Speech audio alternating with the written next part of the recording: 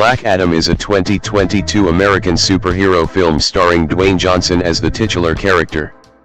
Based on the DC character Teth-Adam/Black Adam, the film is a spin-off from Shazam 2019, and the 11th film in the DC Extended Universe, DCEU.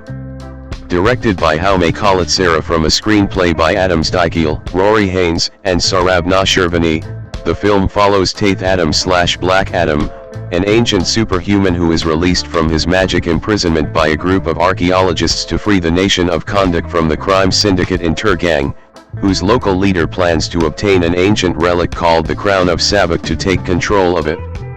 Aldous Hodge, Noah Centineo, Sarah Shahi, Quintessa Swindell, Marwan Kenzari, and Pierce Brosnan appear in supporting roles. Johnson was attached to Shazam early in development and confirmed to portray the villain Black Adam in September 2014, but the producers, at Johnson's urging, later decided to give the character his own film. Steichel was hired in October 2017. Collet-Serra joined in June 2019 with a planned release date of December 2021, but this timeline was delayed by the COVID-19 pandemic.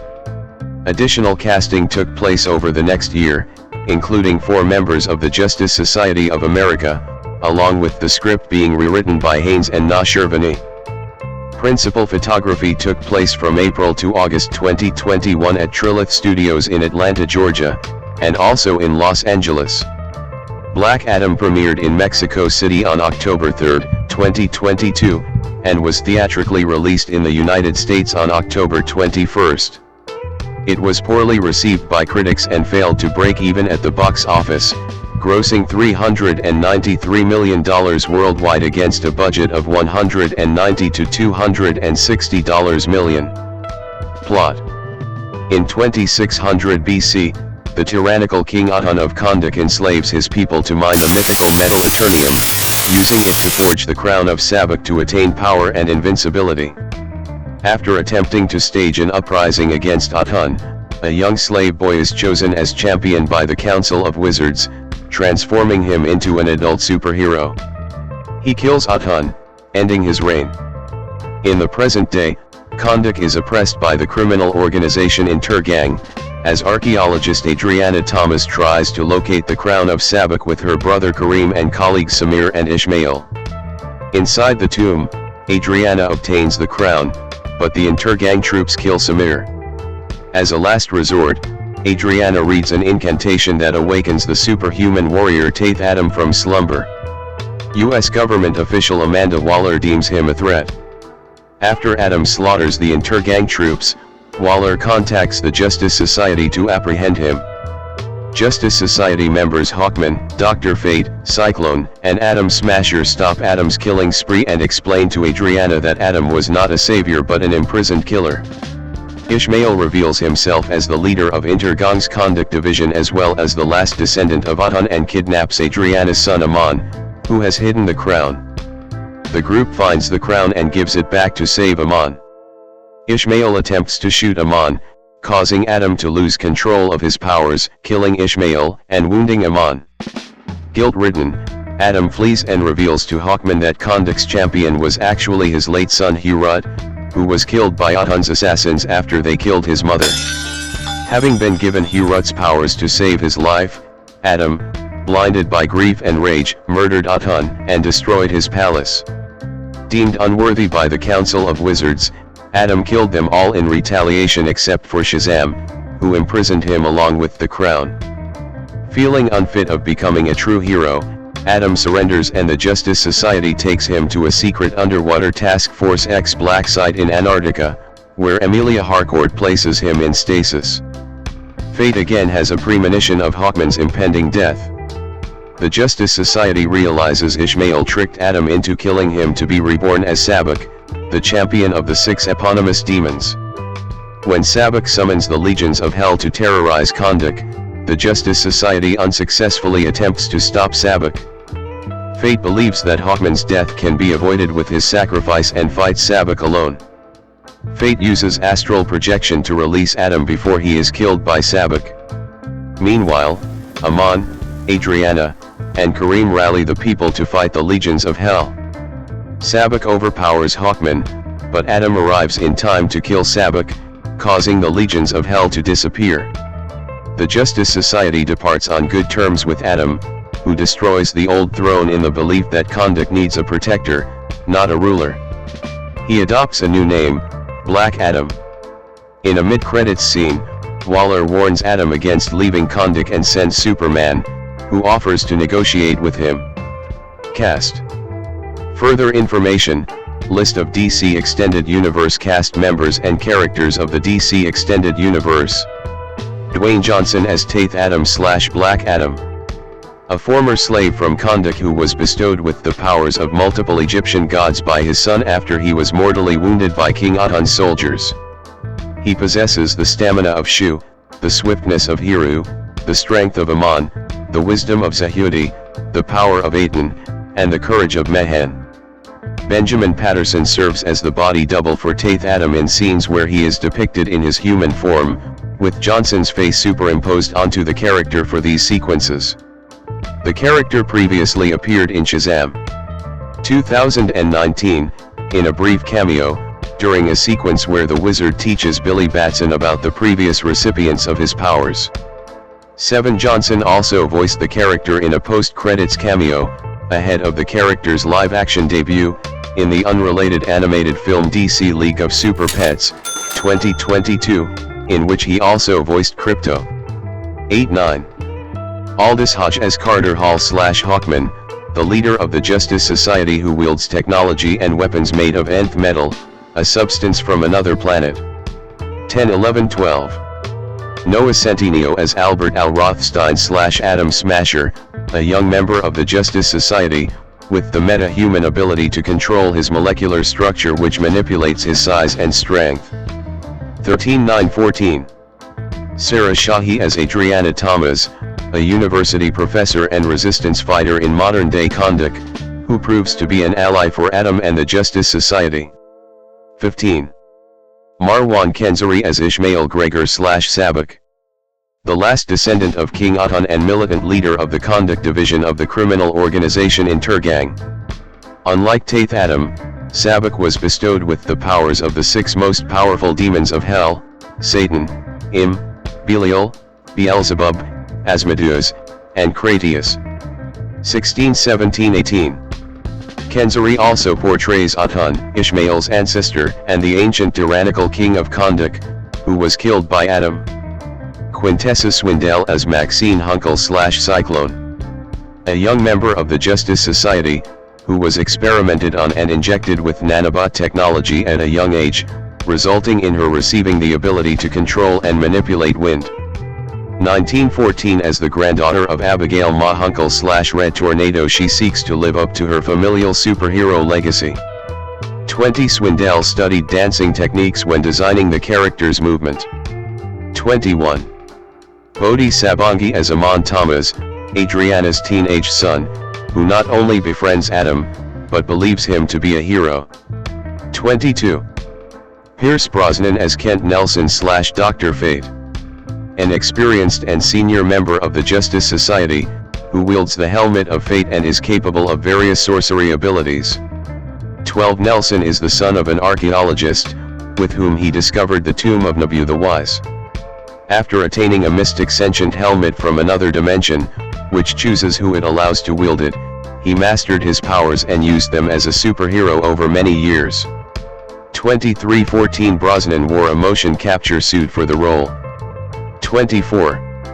Additionally, Mohammed Amer portrays Karim, Adrianna's brother, and Amon's uncle. 25-26 and James Kazati Moyer portrays Samir, a colleague of Adrianna and Karim.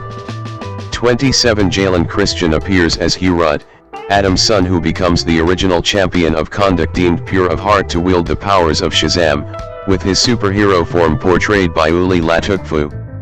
28 Adlia Halavi portrays Shiruda, Adam's wife who was murdered by Ahk-Ton's men during the flashback scene set in ancient Kahndaq. 29-14 Henry Winkler cameos as Al Pratt, Rothstein's uncle, who was the previous Atom Smasher. 30. Jimin Hoonsu reprises his role from Shazam. as the Wizard Shazam 1231 and Jennifer Holland reprises her role from the Suicide Squad 2021, and Peacemaker 2022, as Emilia Harcourt.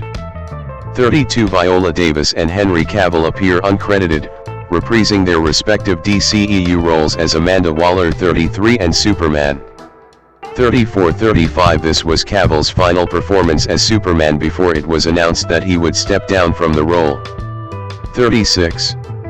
The demon Satan, Belial, Beelzebub, Asmodeus, and Cratius also appear in this film and are voiced by uncredited actors. 17-18. Production. Development. New Line Cinema began the development of a Shazam feature film in the early 2000s, based on the DC Comics character Captain Marvel. The title came from the wizard Shazam, who gives the hero his powers, with DC unable to use the title Captain Marvel due to legal issues. 37 Peter Segal signed on to direct the film in April 2006. 38 and Dwayne Johnson was approached about portraying Captain Marvel later that year. By November 2007, Johnson was also interested in the film's antagonist, Black Adam, and had received positive responses from fans about him possibly playing that character. 39 Development on the film was placed on hold by January 2009. 40 but had begun again by April 2014 when Warner Bros., the parent company of New Line, and DC began planning a slate of superhero films for its shared universe, the DC Extended Universe, DCEU. 41 That August, Johnson said he was still attached to the film but had not yet decided if he would play Captain Marvel or Black Adam. 42 A month later, Johnson announced that he would portray Black Adam. 43 Johnson was paid $22.5 million for his involvement. 44.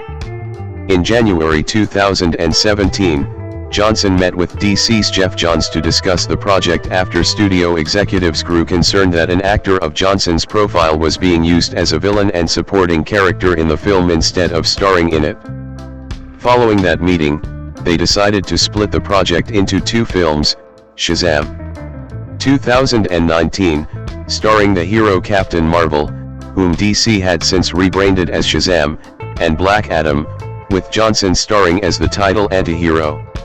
8 Johnson said the two characters would meet on screen in the future. 45 Johns confirmed in July that Johnson would not appear in Shazam, 46 though his likeness is used in that film for a magical hologram of Black Adam conjured by the wizard Shazam. 47.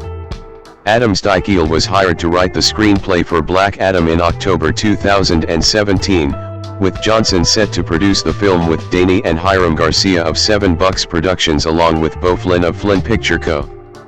48-49 At that time, there were plans for Johnson to first appear as Black Adam in the sequel to Suicide Squad, 2016, which had Gavin O'Connor attached as writer and possible director. The intention was for the members of the Suicide Squad to be tracking a weapon of mass destruction which would be revealed as Black Adam in a small role for Johnson. 50 But these plans were abandoned when O'Connor left that film in 2018. 51 Steichel completed a draft of the script by April 2018, when Johnson said there was potential for filming to begin in 2019. 52 At the end of August, Steichel handed in another draft and further revisions were underway. Hiram Garcia said then that giving Shazam and Black Adam their own films was allowing the best movie for each character to be developed, and he added that their depiction of Black Adam was not going to be softened up for audiences, explaining that he is not the Boy Scout superhero, he's the guy that's like, okay, you cross him? Well, I rip your head off. 53 In December, Johnson said filming would not begin until the end of 2019 at the earliest due to his commitments to Jumanji, The Next Level, 2019, and Red Notice, 2021. 54. After the successful release of Shazam, Black Adam became a priority for New Line. By June 2019, Jaume Collet-Serra was in talks to direct the film after impressing Johnson as the director of Jungle Cruise, 2021.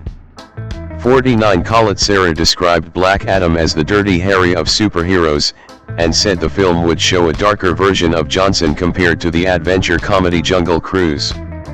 55 Johnson revealed in October that filming would begin in July 2020. 56, and announced the following month that Black Adam was scheduled to be released on December 22, 2021. 57 He also said Shazam would not appear in the film, but members of the Justice Society of America, JSA, would be introduced. 58. Pre-production. Johnson stated in mid-April 2020 that filming had been delayed due to the COVID-19 pandemic, and they were now planning to begin production in August or September of that year. 59 By July, filming was expected to begin in early 2021 in Atlanta, Georgia. 16 and Noah Centineo was cast as Atom Smasher. 13 During the virtual DC Fandom event in August, Johnson revealed that the film's version of the JSA would include Hawkman, Dr. Fate, and Cyclone, in addition to Atom Smasher.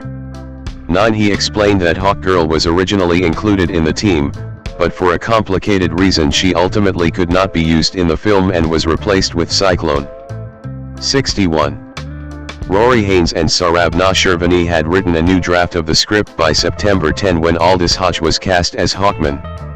10-11 Khaled Sarah discussed his comparisons of the character of Dirty Harry with Johnson, saying the systems were corrupt, so you had criminals taking advantage.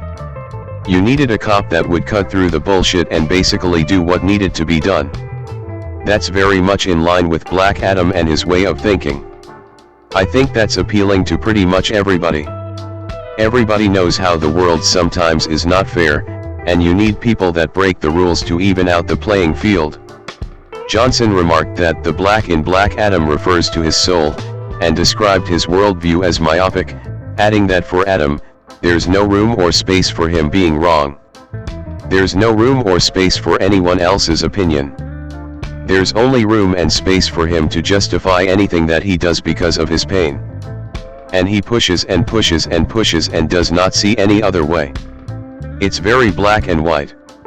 62. The next month, Warner Brothers adjusted their upcoming release schedule due to the pandemic, leaving Black Adam without a release date.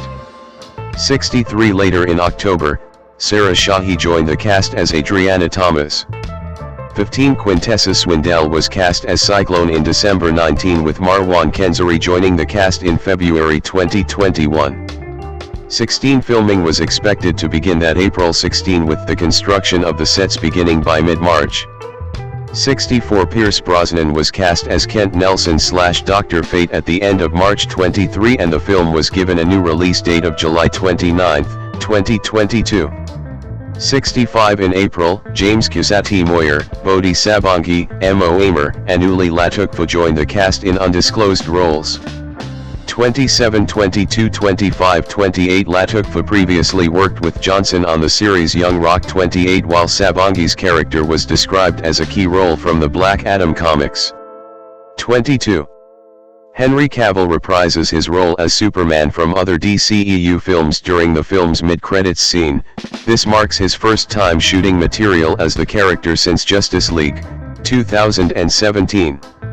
Johnson stated that Seven Bucks Productions, including himself, Danny Garcia, and Hiram Garcia, played an integral role in the renegotiations between Warner Brothers and Cavill.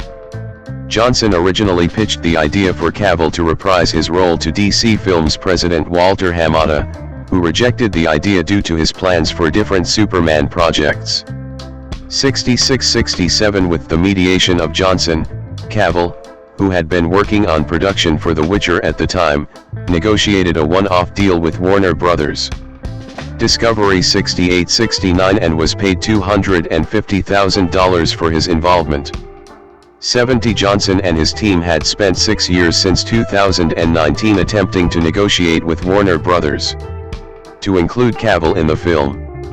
71 By the time it was approved, the ability to include Cavill in any capacity was limited to the credits scene due to the film having already achieved picture lock when the cameo was shot. 72. Filming. Principal photography began on April 10, 2021, at Trilith Studios in Atlanta, Georgia 73-74 with Lawrence Sher serving as cinematographer after previously shooting DC's Joker, 2019. 75 filming was delayed from an initial July 2020 start due to the COVID-19 pandemic. 56-59 Johnson said on June 20, 2021, that there were 3 weeks left of filming 76 and on July 15 he announced that he had completed his scenes. 77 filming then continued without Johnson for several weeks, with the production moving to Los Angeles 78 and had wrapped by August 15. 79. The mid-credits scene was filmed in parts, with Johnson filming it at the end of a day of reshoots and additional photography. The next part was filmed using a body double, without showing the actor's face. Sher said this version of the scene was included in test screening, to positive reactions, prompting a renewed push to include Cavill. Johnson approached Warner Brothers. Motion Picture Group co-chairman Michael DeLuca and Pamela Abdi, who approved the idea. The final version of the scene was shot remotely in London in September 2022, a month before the film's premiere and was overseen by producer Hiram Garcia. 81.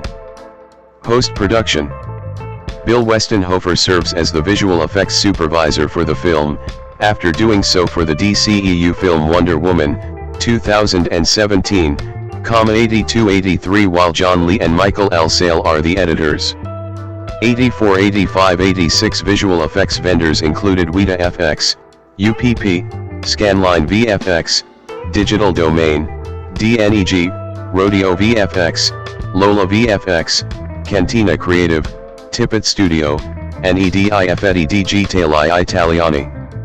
87 Weta worked on the final battle sequence, which contains many shots that were entirely digital. 88. In March 2022, Warner Brothers adjusted its release schedule due to the impacts of COVID-19 on the workload of visual effects vendors.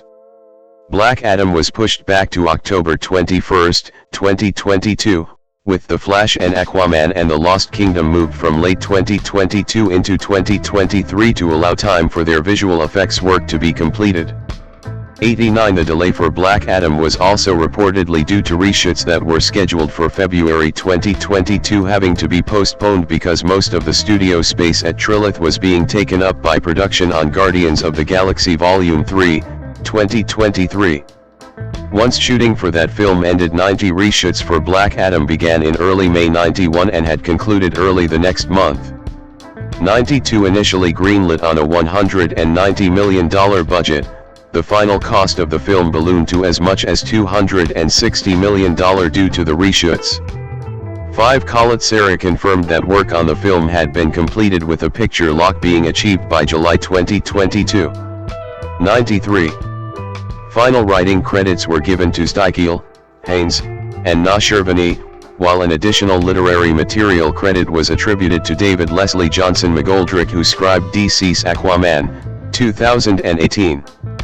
94 In October 2022, Jimin Hoon-soo and Jennifer Holland were revealed to be reprising their respective DCEU roles as Shazam and Emilia Harcourt, the former from Shazam 2019, and the latter from the Suicide Squad, 2021, and the first season of Peacemaker. 95-32 The film initially received an R rating due to several gruesome death scenes, and many cuts had to be made to the film to receive the lower PG-13 rating. 96. Music. Main article, Black Adam, soundtrack. Lorne Balfe, who previously wrote additional music for DC's The Dark Knight trilogy and composed the music for the Lego Batman movie, 2017, composed the score for the film.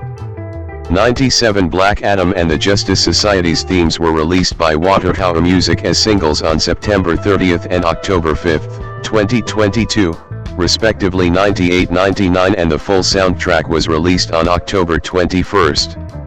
100 A rendition of John Williams' Superman, 1978, theme is played during the mid-credits scene, which Cavill said was selected over Hans Zimmer's Man of Steel, 2013, theme because it was more recognizable to audiences. 101. Marketing. Johnson promoted the film at the virtual DC Fandom event in August 2020, revealing concept art and narrating an animated teaser for the film as well as announcing which members of the JSA would be appearing. 9. The film's new July 2022 release date was announced on March 28, 2021, with another teaser narrated by Johnson that was aired ahead of an NCAA basketball regional semifinal game and also announced during a takeover of New York's Times Square. Carly Lane at Collider described the Times Square event as thrilling 102 while CNET's Mark Serrels said booming it over a giant speaker in Times Square was a very cool way to announce a movie's release date. 103. The film was promoted at the 2021 DC Fandom in October, with Johnson revealing an opening scene for the film introducing himself as Black Adam. Tom Rayman of Collider was excited to finally see footage from the film after its long development history, and said looks like Dwayne Johnson in a superhero movie, which is to say it looks awesome. 104. Both the Raps Ross A. Lincoln and the AV Club's William Hughes highlighted the short scene's violence. 105-106 while Matt Patches at Polygon compared the footage's tone to the Mummy franchise. 107. In February 2022, more footage from the film was released as part of a showreel for Warner Bros. 2022 slate of DC films, which also included The Batman, The Flash, and Aquaman and The Lost Kingdom, before the last two were delayed to 2023 in March. 108-89 Johnson, Centineo, and Swindell promoted the film at Warner Bros. Cinemacan panel in April 2022, where a teaser trailer was launched. 109 The first official trailer was released on June 8, featuring an orchestral remix of Kanye West and Jay-Z's song Murder to Excellence, 2011. 110 Jennifer Bissett at CNET wrote that the trailer posed Black Adam as a character who must choose between being a hero or villain, and it looks like he takes the darker path, judging by his take on the question of whether heroes kill people. 111 Both Maggie Lovett from Collider and Charles Pulliam-Moore from The Verge also noted Adam's brutality in the trailer. Pulliam-Moore felt that the death of Adam's son radicalizes him and emboldens him to use his newfound powers to seek a kind of justice so brutal that those around him are forced to lock him away. Lovett opined that Adam's morality exists within the gray area between black and white and was excited at seeing the character's future in the DCEU. 112-113 Writing for IGN, Rosie Knight also felt that it showed Adam's tragic backstory, speculating that it could take inspiration from the New 52 iteration of the character, and that it would determine his future actions. 114. Colette Serra and the cast promoted the film in the 2022 San Diego Comic-Con and revealed exclusive footage for the film. 33 Scotty Andrew of CNN compared the footage to that of Shazam. Fury of the Gods, 2023, calling it somehow even moodier. 115 Charles Pulliam-Moore from The Verge felt the footage depicted Adam as a villain rather than an anti-hero, noting how the Justice Society of America, JSA, seem much more keen on stopping him than trying to recruit him to their ranks. 116. Similarly, Pete Boak of Polygon also highlighted Adam's confrontation with the JSA. 117 Jermaine Lucie of Gizmodo praised the action sequences in the trailer, calling it an action-packed little sizzle. 118 DC Comics published a series of one-shots focusing on each member of the JSA, titled Black Adam, The Justice Society Files, beginning on July 5 and concluding on October 4. Each issue also features a variant cover of the JSA members as they are depicted in the film. 119 The film partnered with Zoa Energy Drinks for an exclusive edition at the 2022 San Diego Comic-Con. 120. Release. Theatrical. Black Adam had its world premiere in Mexico City on October 3, 2022 121 and had screenings in New York City, Toronto, London, Atlanta, Miami, Madrid and Los Angeles between October 12 and 20, before being theatrically released in the United States on October 21, by Warner Bros. Pictures. 89. It was originally set for release on December 22, 2021 57 but was moved from that date due to the COVID-19 pandemic. 63. It was then given a July 29, 2022, release date. 65 but was moved to the October 2022 date when Warner Bros. Adjusted its release schedule due to the impacts of COVID-19 on the workload of visual effects vendors. 89. Home media. The film was released for VOD platforms on November 22, 2022 122 and on HBO Max on December 16. 123. It ranked first on iTunes for its first 2 weeks of release, and on Google Play and Vudu for the first 4 weeks. 124, 125, 126, 127. It also debuted at the first position on Redbox's digital charts. 128. According to Samba TV, the film was streamed by 1.2 million US viewers on HBO Max over the first 3 days, lagging behind the viewership of many other recent superhero films. 129. The DVD, Blu-ray, and 4K versions were later released on January 3, 2023. The premium version of the VOD release, along with the 4K and the Blu-ray combo packs, includes 10 special features. 123. It was the highest-selling title on physical media in the US for the month according to the NPD Group. 130. Reception. Box office. Black Adam grossed $168.2 million in the United States and Canada, and $225.1 million in other territories, for a worldwide total of $393.3 million. 6.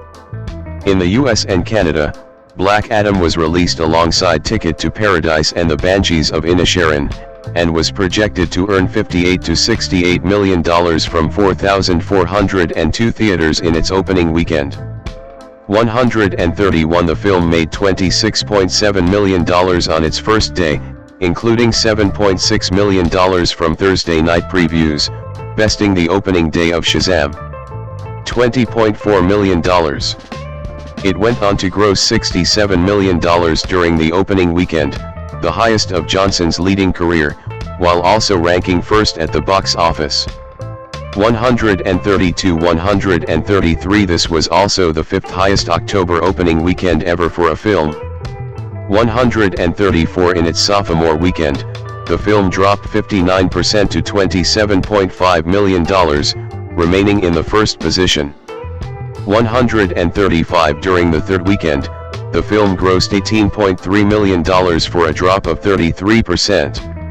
136. In the fourth weekend, it earned $8.1 million for a drop of 56%, while being displaced from the first position by Black Panther: Wakanda Forever. 137. Outside the US and Canada, Black Adam earned $75.9 million from 76 countries over its first 5 days of release. It had the third highest opening for a Warner Bros. Title in Latin America during the pandemic era. In Malaysia, $2.2 million, Indonesia, $2.9 million, and the Philippines, $1 million, it had the highest opening for a Warner Bros. Title during the pandemic. Taiwan, $2 million, had the biggest opening for a Warner Bros. Film in 2022 and the second biggest of Johnson's leading career. In Brazil, $4.9 million, it had the second biggest opening for a Warner Bros. Film during the pandemic, while also going on to generate the fifth biggest opening ever for a Warner Bros. Title in India, $3.5 million. 138. In the second weekend it earned $39 million for a drop of 45%, 139, while in the third weekend it grossed $26.2 million for a drop of 34%. 140. In the fourth weekend it grossed $9.3 million for a drop of 63%. 141. In Japan it opened to a $1.2 million weekend. 142. Several publications described the film as a box office bomb, with The Hollywood Reporter stating that the film will be lucky to break even, even considering ancillary revenue. For 143, 144, 145, 146. Variety estimated that it would lose $50 to $100 million against a break-even point of $600 million. Warner Brothers contradicted the claim, stating that the initial break-even cost was $450 million, but that figure had come down due to the growth of ancillary revenue streams from home media and the marketing cost being low. 143 Deadline Hollywood estimated that the film would ultimately turn a profit of $52 to $72 million due to a smaller estimated marketing budget of $80 to $100 million, thanks in part to Johnson's social media accounts handling large amounts of the marketing, increase in ancillary revenues from PVOD and streaming, and no one receiving any share from the box office gross. 123 A later report by Puck stated that several Warner executives suspected Johnson and his team of leaking a purported financial sheet to Deadline Hollywood which contained inaccurate figures, including the marketing budget, exaggerated home entertainment revenue, and an inaccurate interest rate for the film. 147 148. Critical response. Black Adam was not well received by critics. With J. Kim Murphy of Variety noting that critics generally found the film to be repetitive and anti-entertaining. 153 On Rotten Tomatoes, the film holds an approval rating of 39% based on 307 reviews, with an average rating of 5.1/10. The website's critics' consensus reads, Black Adam may end up pointing the way to an exciting future for DC films, but as a standalone experience, it's a wildly uneven letdown. 157. On Metacritic, the film has a weighted average score of 41 out of 100, based on 52 critics, indicating mixed or average reviews. 158 audiences polled by CinemaScore gave the film an average grade of B+ on an A+ to F scale, while those at Post-Track gave it 4 out of 5 stars. 132. Katie Walsh of the Los Angeles Times wrote, "The director does heroic work crafting a film around Johnson that is fast and entertaining." 159. Writing for Consequence, Liz Shannon Miller gave the film a B grade and said, "On its own merits, Black Adam might feel a little thin in terms of story, but it does deliver plenty of enjoyable moments and a solid ensemble to back up Johnson. But perhaps the most exciting aspect of it is how it might shake up the rest of the franchise going forward." 160. Helen O'Hara of Empire rated it 3 out of 5 and wrote that the film attempts to offer a grand unified theory of DC, mixing family film tropes with a protagonist who straight up murders people. The result is sometimes a mess, but it's a generally entertaining one. 161. Todd McCarthy of Deadline Hollywood praised Johnson's performance and the action scenes, writing, "The visual spectacle just keeps coming at you for 2 hours, and the effects are all so stupendous that you could begin to take it for granted. Practically every shot features something epic or at least unusual going on, and director Jaume Collet-Serra, who guided Johnson's 2021 hit Jungle Cruise, takes good care to present the star in the most favorable dramatic light." 162. Maya Phillips of the New York Times was more critical in her review, calling the film a dull, listless superhero movie that hits all the expected touchstones of the genre under the guise of a transgressive new anti-hero story. 163. Rachel Labonte of Screen Rant gave the film a 2.5 out of 5 and wrote, "Though suffering from repetitive plot beats and thin characters, Black Adam is powered by Johnson's performance and its promise of an exciting future." 164. The Rapsalonzo Durold called the film a muddled, overstuffed origin story and wrote, "Most disappointing of all, Black Adam is one of the most visually confounding of the major studio superhero sagas, between CG that's assaultively unappealing and rapid-fire editing that sucks the exhilaration right out of every fight scene." 165. Accolades. Award date of ceremony category recipient result ref. Black Reel Awards February 6, 2023 Outstanding Breakthrough Performance, Male Quintessa Swindell nominated 166. Golden Trailer Awards June 29, 2023 Best Action Poster Payoff, Works ADV, 167. Best Wild Posts Black Adam, Works ADV. Hollywood Music in Media Awards November 16, 2022 Best Original Score in a Sci-Fi Film Lorne Balfe 168. Irish Film and Television Awards May 7, 2023 Best Supporting Actor Pierce Brosnan 169. Nickelodeon Kids' Choice Awards March 4, 2023 Favorite Movie Black Adam 170. Favorite Movie Actor Dwayne Johnson 1. People's Choice Awards December 6, 2022 The Action Movie of 2022 Black Adam nominated 171. The Male Movie Star of 2022 Dwayne Johnson. Tar Heel Award. Visual Effects Society Awards February 15, 2023 Outstanding Special, Practical, Effects in a Photoreal or Animated Project J.D. Schwalm, Nick Rand, Andrew Hyde, and Andy Robot 172. Future. In February 2015, Johnson told Total Film that Black Adam would fight Superman or Batman in the future. 173 In April 2017, he stated that DC Films planned to have Black Adam and Shazam appearing in a future film together. 45 Henry Cavill, who portrayed Superman in the DCEU, said in April 2018 that there were plans for Johnson's Black Adam to face off against Superman in the future, though he believed that it will take place after Black Adam and Shazam collide. 174. Danny Garcia stated in May 2021 that Johnson and the other producers plan to make multiple Black Adam films during their long-term relationship with DC. 175 And Hiram Garcia reiterated in July that there was potential for Cavill and Johnson to appear in a future project together as Superman and Black Adam. 176 That November, Hiram elaborated that they had an outline for future films and spin-offs featuring Black Adam and the JSA, dependent on the first film being a success. 177 He later added that other characters beyond Shazam and Superman were being considered as potential future rivals for Black Adam, such as Wonder Woman. 178. In October 2022, Johnson confirmed plans for Black Adam to fight Superman in the DCEU, and reaffirmed plans for the character to cross over with Shazam.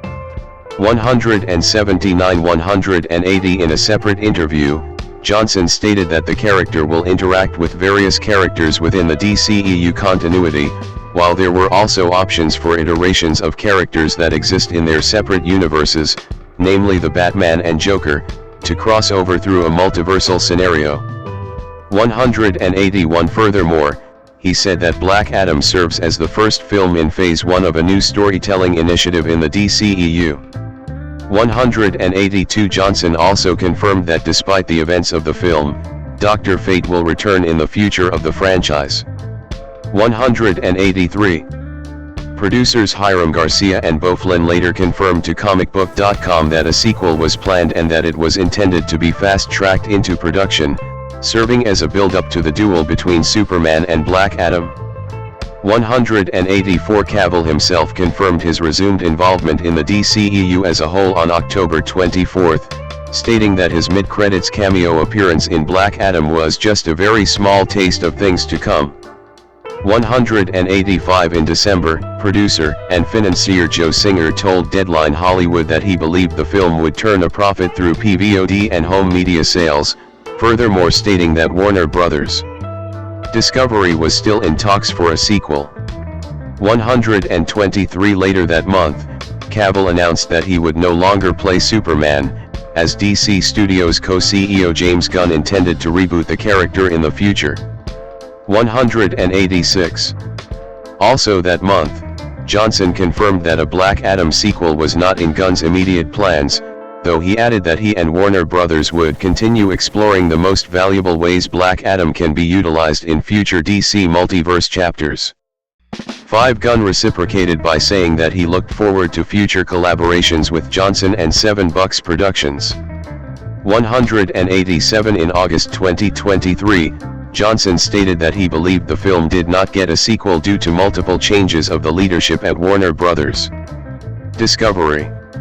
Dwayne Douglas Johnson, born May 2, 1972, also known by his ring name The Rock, is an American actor, producer, and professional wrestler. He is signed to WWE, where he performs on a part-time basis. Widely regarded as one of the greatest professional wrestlers of all time, 6'7" Johnson was integral to the development and success of the World Wrestling Federation, WWF, now WWE, during the Attitude Era. He wrestled for the WWF full-time for 8 years before pursuing an acting career. His films have grossed over $14.9 billion worldwide, making him one of the world's highest-grossing actors of all time. 9, 10, 11 He is a co-owner of the United Football League. 12, 13, 14 A member of the board of directors of TKO Group Holdings, the parent company of UFC and WWE. 15, 16, 17 and co-founder of 7 Bucks Productions. 18. After accepting an athletic scholarship to play football at the University of Miami, Johnson was a member of the 1991 national championship team but was largely a backup player. 19 Despite aspirations to play professional football, he went undrafted in the 1995 NFL Draft, and briefly signed with the Calgary Stampeders before being cut in his first season. 20 In 1996, his father assisted in helping him secure a contract with the WWF. 1 Johnson quickly rose to global prominence, aided by a gimmick he employed as a charismatic trash talker. Johnson left the WWE in 2004, he returned in 2011 as a part-time performer until 2013 and made sporadic appearances from there on until his retirement in 2019-21. In 2023, he returned once again on a part-time basis. A 10-time world champion including the promotion's first of African American descent. 22 He is also a 2-time Intercontinental Champion, a 5-time Tag Team Champion, the 2000 Royal Rumble winner, and WWE's 6th Triple Crown Champion. Johnson headlined multiple pay-per-view events, including WWE's flagship event WrestleMania 6 times, 15, 16, 17, 28, 29, and 40, Night 1, which includes the most bought professional wrestling pay-per-view, WrestleMania 28, and main event the most watched episodes of WWE's flagship television series, Raw and SmackDown. 23-24. Johnson's first film role was in The Mummy Returns, 2001. The next year, he played his first leading role in the action fantasy film The Scorpion King. He has since starred in family films The Game Plan, 2007, Race to Witch Mountain, 2009, Tooth Fairy, 2010, Jumanji, Welcome to the Jungle, 2017, Jumanji, The Next Level, 2019, and Jungle Cruise, 2021, and the action films Journey to The Mysterious Island, 2012, G.I. Joe, Retaliation, 2013, Hercules, 2014, Skyscraper, 2018, San Andreas, 2015, and Rampage, 2018. He also starred in the action comedy films Get Smart, 2008, Central Intelligence, 2016, Baywatch, 2017, and Red Notice, 2021. His role as Luke Hobbs in the Fast and Furious films, beginning with Fast 5, 2011, helped the franchise become one of the highest grossing in film. 25 He joined the DC Extended Universe by playing the title role in Black Adam, 2022. 26 He has also voiced Maui in the Disney animated film Moana, 2016, and its sequel Moana 2, 2024, and will reprise the role in the 2026 live-action remake. Johnson produced and starred in the HBO comedy drama series Ballers, 2015 to 2019, 27 and the autobiographical sitcom Young Rock, 2021 to 2023. His autobiography, The Rock Says, was released in 2000 and was a New York Times bestseller. 2829 in 2016 and 2019, Time named him as one of the world's most influential people. 3031. Early life and education. As a senior at Freedom High School in Bethlehem Township, Pennsylvania, Johnson was a member of the school's football, track and field, and wrestling teams when, he says, his thought process started to change. That's when I started thinking about goals and what I wanted to accomplish. Johnson was born in Hayward, California 3233 on May 2, 1972-34, the son of former professional wrestler Rocky Johnson, born Wade Douglas Bowles, 3536 and Matanyafigai Maliata Adafida Semanu, ne Mavia. 3738. Growing up, he briefly lived in Grey Lynn in Auckland, New Zealand, with his mother's family. 39 where he played rugby. 40 and attended Richmond Road Primary School before returning to the U.S. 39. Dwayne's father, Rocky Johnson. Johnson's father was a black Nova Scotian with a small amount of Irish ancestry. 41, 42, 43 and his mother is Samoan. 44, 45, 46 his father and Tony Atlas were the first black tag team champions in WWE history, in 1983. 47, 48 Johnson's uncle Ricky was also a wrestler. 49 his mother is the adopted daughter of Peter Mavia, who was also a professional wrestler. 50 Johnson's maternal grandmother Leah was one of the first female pro wrestling promoters, taking over Polynesian Pacific Pro Wrestling after her husband's death in 1982 and managing it until 1988. 51-52 through his maternal grandfather Mavia, Johnson is a non-blood relative of the Anoa'i wrestling family. 53, 54, 55, 56, 57 in 2008, he inducted his father and grandfather into the WWE Hall of Fame. 58.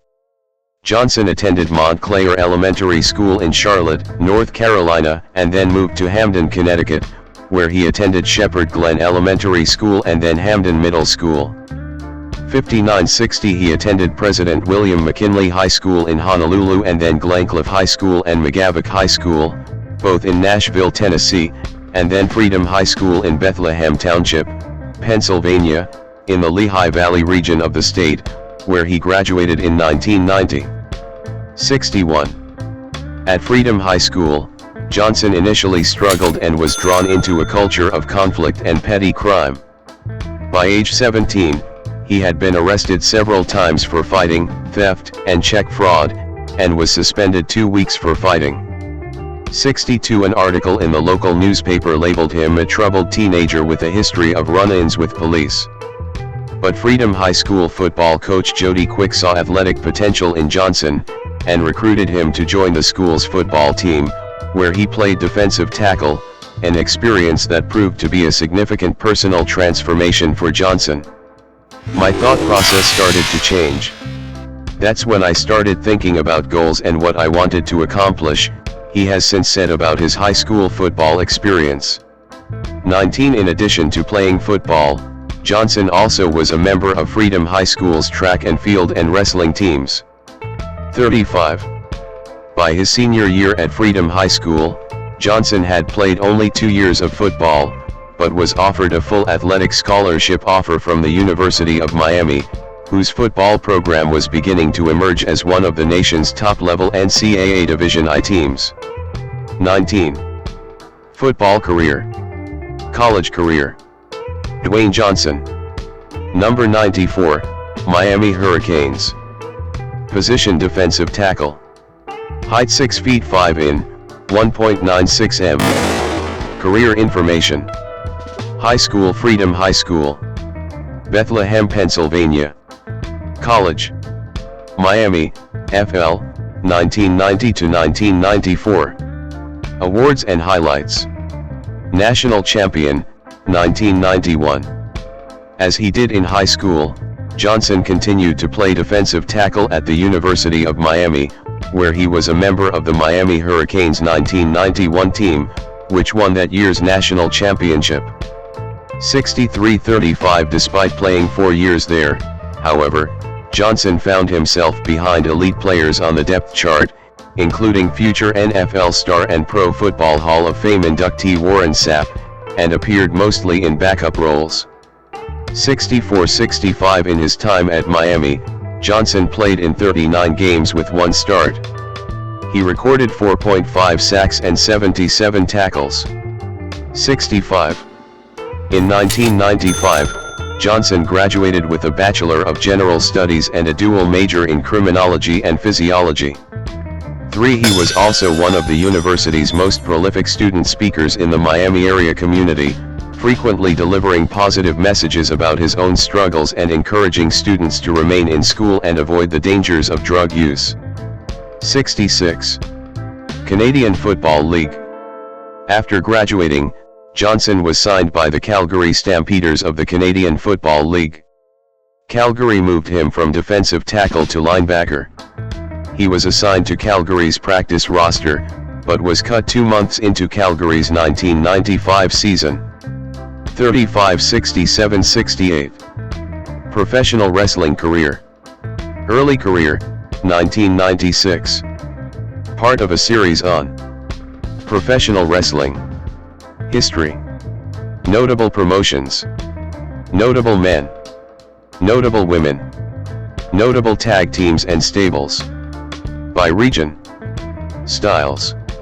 Concepts. Culture. Media outlets. Controversies. Lists. Related topics.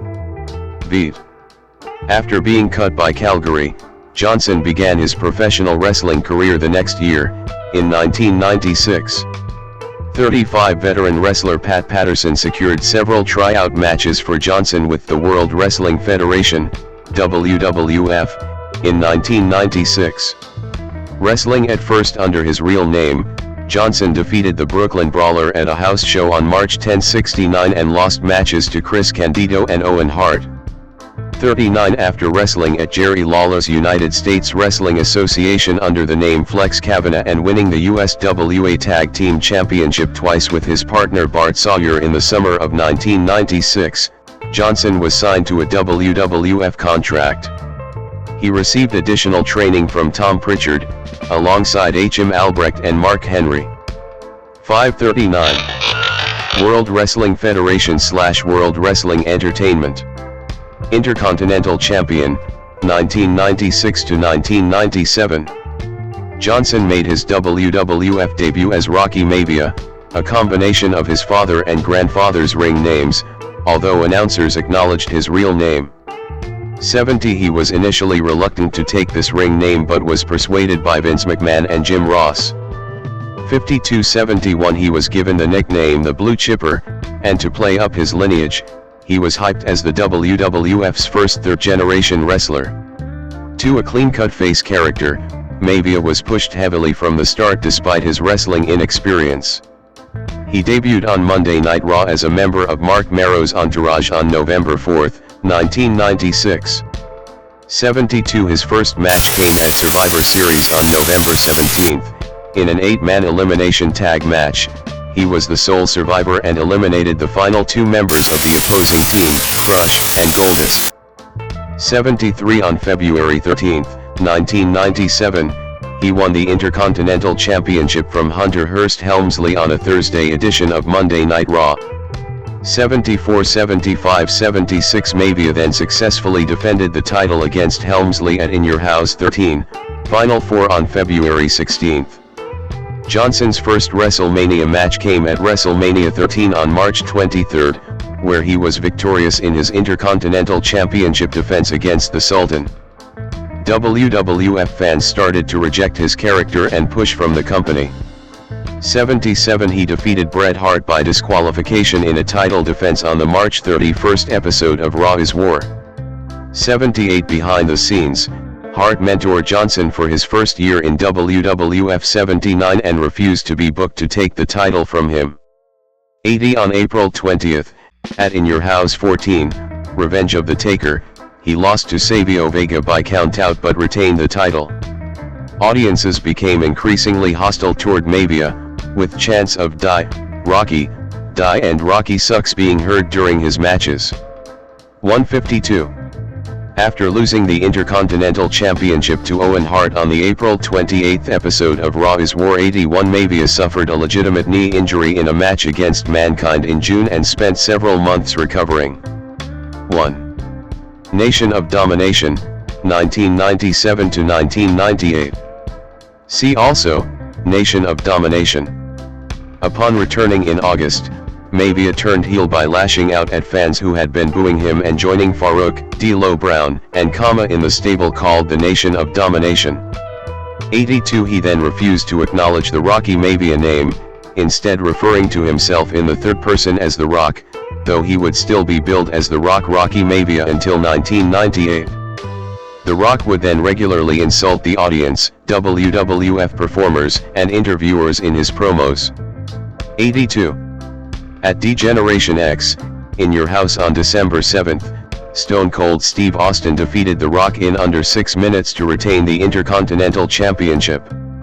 83. The next night on Raw is War, Austin was ordered by Mr. McMahon to defend the title in a rematch, but forfeited it to The Rock instead, handing him the title belt before hitting him with the Stone Cold Stunner. 84-85. The Rock feuded with Austin and Ken Shamrock through the end of 1997 and beginning of 1998. 86-87. On January 19, 1998, at the Royal Rumble, The Rock defeated Shamrock by disqualification to retain the Intercontinental Championship. Later that night, he entered the Royal Rumble match and lasted until the final two before he was eliminated by Stone Cold Steve Austin. On March 29, at WrestleMania 14, he defeated Shamrock by disqualification once again to retain the title. The next night, on Raw is War, The Rock debuted a new Intercontinental Championship design and would later overthrow Farouk as leader of the Nation of Domination to spark a feud between the two. He then successfully defended the Intercontinental Championship against Farouk at Over the Edge, In Your House on May 31. The stable would then refer to themselves as simply The Nation. 88. The Rock and The Nation then feuded with Triple H and D-Generation X, DX, with the two stable leaders first meeting in the quarter-final of the 1998 King of the Ring tournament, which The Rock won. At King of the Ring on June 28, The Rock defeated Dan Severn in the semi-final match and lost to rival Ken Shamrock in the final. The Rock then resumed his feud with Triple H, as the two had a 2 out of 3 falls match at Fully Loaded, In Your House on July 26 for the Intercontinental Championship, which The Rock retained in controversial fashion. 89. This led to a ladder match at SummerSlam on August 30, where The Rock lost the title to Triple H. 90. In the latter half of 1998, The Rock saw a big uptick in fan support. He also started consolidating his famous persona during this time, which would last until 2000. 91. His popularity caused him to be booked in a feud with fellow Nation members Mark Henry and D'Lo Brown, turning babyface in the process. Henry defeated The Rock at Judgment Day, In Your House on October 18 after interference from Brown, effectively breaking up the stable. 92-93. WWF Champion and Rise to Superstardom, 1998 to 2000. See also, The Corporation and Rock and Sock Connection. As part of The Corporation, The Rock feuded with Stone Cold Steve Austin and stole Austin's personalized WWF Championship and his Smoking Skull belt. The Rock was then entered into the Deadly Game tournament for the vacant WWF Championship. The finals occurred at Survivor Series on November 15, where The Rock defeated Vince McMahon's associate, Mankind, to win his first WWF Championship. 94-95. A double turn then occurred as The Rock turned heel again after allying with Vince and Shane McMahon as the crown jewel of their stable, The Corporation, after the McMahons betrayed Mankind. 94-96. On December 13, at the pay-per-view named after him, Rock Bottom, In Your House, The Rock had a rematch with Mankind for the WWF Championship.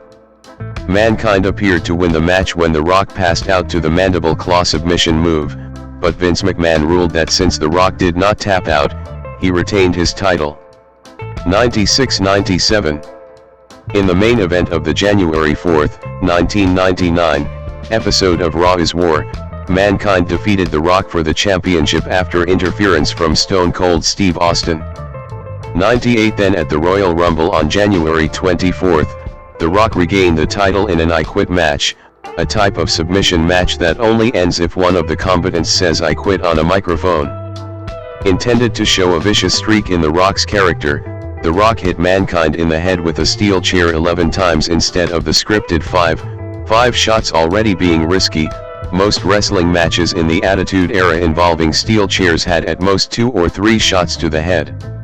After the 5th shot, Mankind was still ringside instead of 2/3 up the entrance ramp where he was supposed to be, and after the 11th shot, which knocked Mankind out, a recording of Mankind saying I quit from an earlier interview was played over the public address system.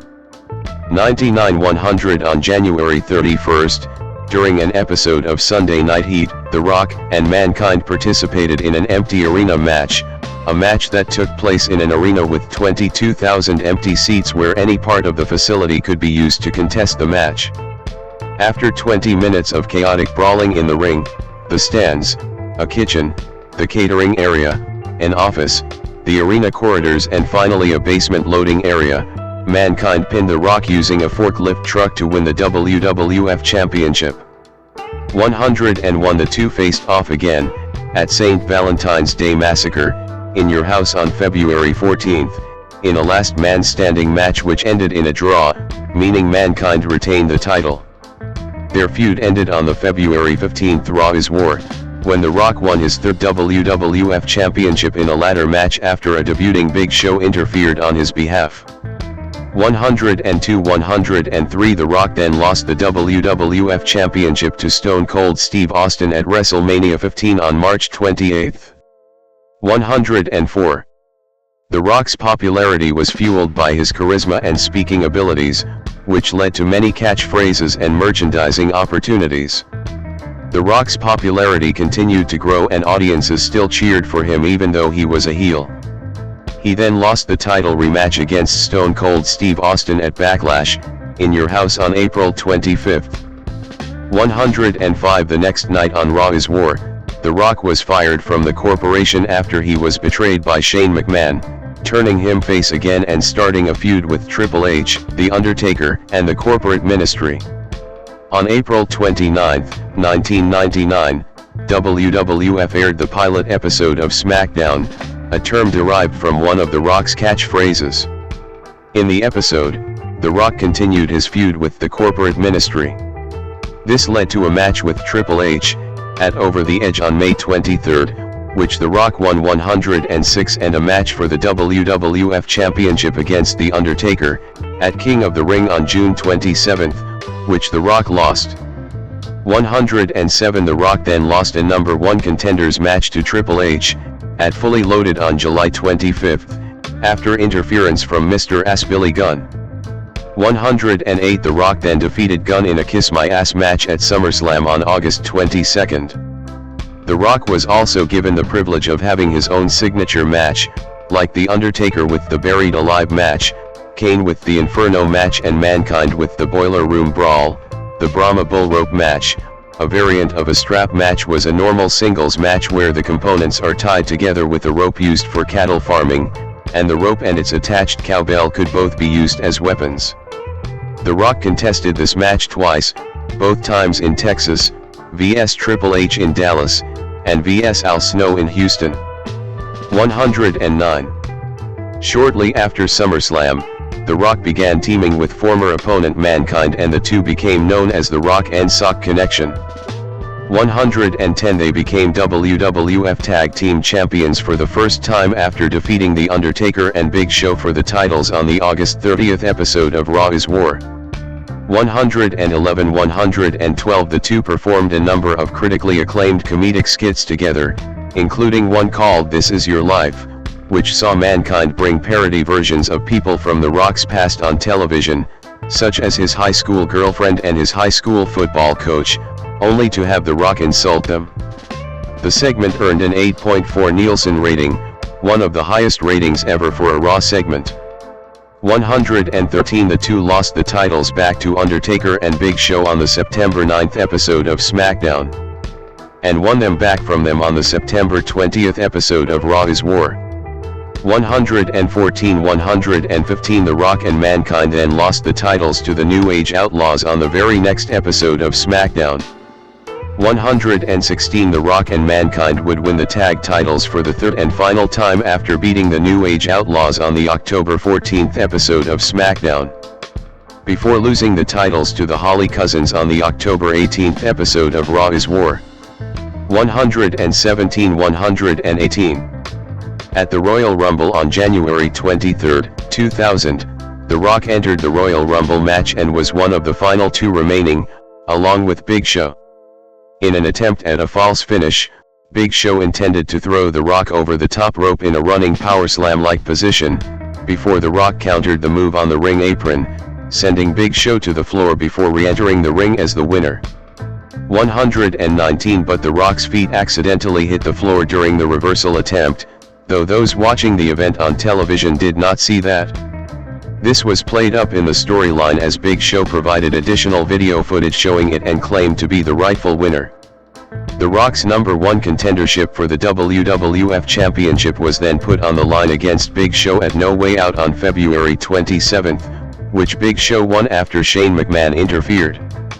120 The Rock then defeated Big Show on the March 13th episode of Raw is War, to regain the right to face the WWF Champion, Triple H, at WrestleMania 2000 on April 2nd, in a fatal four-way elimination match, also including Big Show and Mick Foley. 122 Each wrestler had a McMahon in his corner. Triple H had his wife, Stephanie, Foley had Linda, The Rock had Vince and Big Show had Shane. 123 The Rock lasted until the final two but was eliminated by Triple H after Vince betrayed him by hitting him with a chair. 124 Due to his image at the time, a Magic, the Gathering deck archetype was named after him. 125 Record-breaking World Champion, 2000 to 2002. The Rock as the WWF Champion in 2000. In the following weeks, The Rock continued his feud with Triple H and eventually won his fourth WWF Championship, which he won on April 30th, at Backlash, after Stone Cold Steve Austin intervened on his behalf. 127 The following night on Raw is War, The Rock successfully defended his title against Shane McMahon in a steel cage match. On May 21st, at Judgment Day, The Rock faced Triple H in an Iron Man match with Shawn Michaels as the special guest referee. 128 With the score tied at 5 falls each, and with seconds left on the time limit, The Rock was disqualified when The Undertaker attacked Triple H, thus giving Triple H the 6-5 win and the title. 129 The Rock won the WWF Championship for a fifth time at King of the Ring on June 25 by scoring the winning pin in a six-man tag team match, teaming with Kane and The Undertaker against Shane McMahon, Triple H, and Vince McMahon, whom he pinned. 131 The Rock successfully defended the championship against Chris Benoit on July 23 at Fully Loaded. The next month, he successfully defended his title against Kurt Angle and Triple H at SummerSlam on August 27. The Rock had another successful title defense against Benoit, Kane, and The Undertaker on September 24 at Unforgiven. 132. The Rock then lost the WWF Championship to Kurt Angle at No Mercy on October 22, 2000. 133 The next month, The Rock feuded with Ricochet and defeated him at Survivor Series on November 19. 134 The Rock wrestled a six-man Hell in a Cell match for the WWF Championship at Armageddon on December 10, which Angle won to retain the title. 135 On the December 18th episode of Raw is War, The Rock won the WWF Tag Team Championship with The Undertaker, defeating Edge and Christian, before losing the titles back to Edge and Christian the next night at a SmackDown taping. 136 The Rock continued to feud with Angle over the WWF Championship, culminating at No Way Out on February 25, 2001, where he pinned Angle to win the WWF Championship for a sixth time. 137-138 The Rock then feuded with the Royal Rumble winner, Stone Cold Steve Austin, whom he lost the title to at WrestleMania X7 on April 1 after Austin allied with Vince McMahon, who interfered on his behalf. 104 On the next night's Raw is War, during a steel cage title rematch, Triple H attacked The Rock, allying with McMahon and Austin and helping Austin retain the championship. 139 Austin and Triple H then formed a tag team called the Power Trip. 140 While The Rock was indefinitely suspended in storyline, Johnson used this time off to act in The Scorpion King. The Rock taunting Rob Van Dam at ringside at WWF Raw, October 2001. The Rock returned in late July when the WWF was feuding with rival promotions World Championship Wrestling, WCW, and Extreme Championship Wrestling, ECW, during what is known as the Invasion storyline. In reality, WCW was purchased by Vince McMahon and the WWF, and ECW had gone out of business in early 2001. Many former WCW and ECW wrestlers were then brought onto WWF television and formed the Alliance to compete with the WWF in storyline. The Alliance and Vince McMahon then both attempted to persuade The Rock to join their team. The Rock then aligned with McMahon and the WWF. The next month, The Rock defeated Booker T at SummerSlam on August 19 to win the WCW Championship for the first time. 141-142 He later lost the title to Chris Jericho at No Mercy on October 21. 143-144 The next night on Raw, he teamed with Jericho to win the WWF Tag Team Championship from the Dudley Boys. The two then lost the tag titles to Booker T and Test on the November 1, 2001, episode of SmackDown. 145 The Rock defeated Jericho on the November 5 episode of Raw for his second WCW Championship. 146. As part of the WWF's battle against the Alliance, The Rock wrestled in a winner-takes-all 5-on-5 elimination tag team match at Survivor Series on November 18 where the losing team's company would be dissolved in storyline. He was a member of Team WWF along with Chris Jericho, The Undertaker, Kane, and Big Show. The Alliance's team consisted of Stone Cold Steve Austin, Kurt Angle, Booker T, Rob Van Dam, and Shane McMahon. In the end, it came down to a one-on-one between The Rock and Stone Cold Steve Austin. The Rock seemed to have the upper hand, until his teammate Jericho entered the ring and attacked The Rock. Austin tried to capitalize on this by pinning The Rock, but Kurt Angle revealed his true allegiance by attacking Austin. The Rock then pinned Austin, giving Team WWF the victory and forcing the Alliance to disband. The Rock's WCW Championship was renamed the Unbranded World Championship following the Alliance's loss. 147 At the next pay-per-view, Vengeance on December 9, The Rock lost the World Championship to Jericho, who would then unify the WWF and World titles later that night. 148 The Rock then unsuccessfully challenged Jericho for the now undisputed WWF Championship at Royal Rumble on January 20, 2002. 149. The Rock doing his signature pose before wrestling Hulk Hogan, bottom right, at WrestleMania X8, March 2002. At the next pay-per-view, No Way Out on February 17, The Rock defeated The Undertaker in a singles match. The event also saw the WWF debut of the famed WCW faction New World Order, NWO, which at the time consisted of Hollywood Hulk Hogan, Kevin Nash, and Scott Hall. 150 This later led to a match between The Rock and Hogan at WrestleMania X8 on March 17. The match was billed as Icon vs. Icon, with both men representing the top tier of two generations of wrestling. Ultimately The Rock pinned Hogan at WrestleMania X8 to win the match.